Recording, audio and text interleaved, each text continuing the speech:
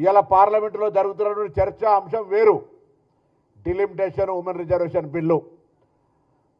ఆ సందర్భంలో తెలివిలేని ఒక వెధవ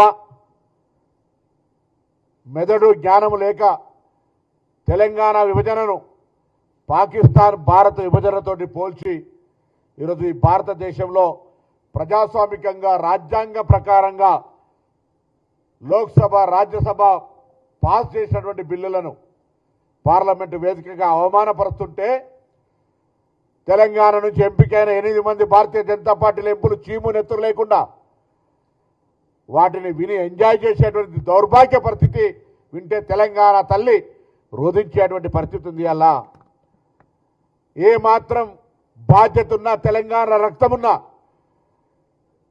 తేజస్వి గారు మాట్లాడినటువంటి మాటలు తెలంగాణ ప్రజల ఆత్మగౌరవం కాదు, అమరవీరుల ఆత్మక్షోభని కాదు, అవమానపరచడమే కాదు, ఇలా తెలంగాణ యావత్ ఉద్యమ స్ఫూర్తికి విఘాతం కలిగించే విధంగా మాట్లాడినారు. ఏ రాజ్యాంగంగా ఏర్పడలేదా? ఇంత పెద్ద దీర్ఘకాలిక ప్రజల ఆకాంక్షకు కాంగ్రెస్ పార్టీ నిర్ణయం తీసుకొని ఆనాడు భారతీయ జనతా పార్టీ కీర్తిశేషులు సుష్మా స్వరాజ్ గారు రాజ్యాంగ ప్రకారంగా పార్లమెంటులో మద్దతిస్తే ఇవాళ ఈ యొక్క ప్రధానమంత్రి నుంచి మొదలుకొంటే మొన్నవరో తెలుగుదేశం ఆంధ్ర ఎంపీ కూడా పార్లమెంటు గురించి కూడా మాట్లాడుతూ ఉండే, తెలంగాణ విభజన గురించి మాట్లాడుతూ ఉండే. ప్రతి ఒక్కరికి చురుకునైతుంది బిడ్డ, జాగ్రత్త.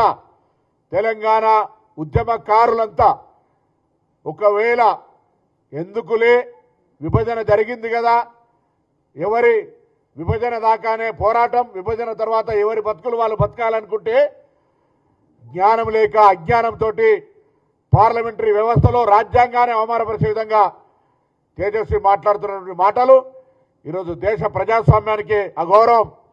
ప్రధానమంత్రి గారు కూడా వాటిని వినాలి. కాంగ్రెస్ పార్టీ మా నాయకుడు రాహుల్ గాంధీ గారు కూడా మెయిల్ చేశాం, అది పార్లమెంట్లో తొలగించేదాకా, ఆ పార్లమెంటు రికార్డుల నుంచి ఆ పదాలు తొలగించేదాకా డిమాండ్ చేయాలని కూడా కోరుతా ఉన్నాం.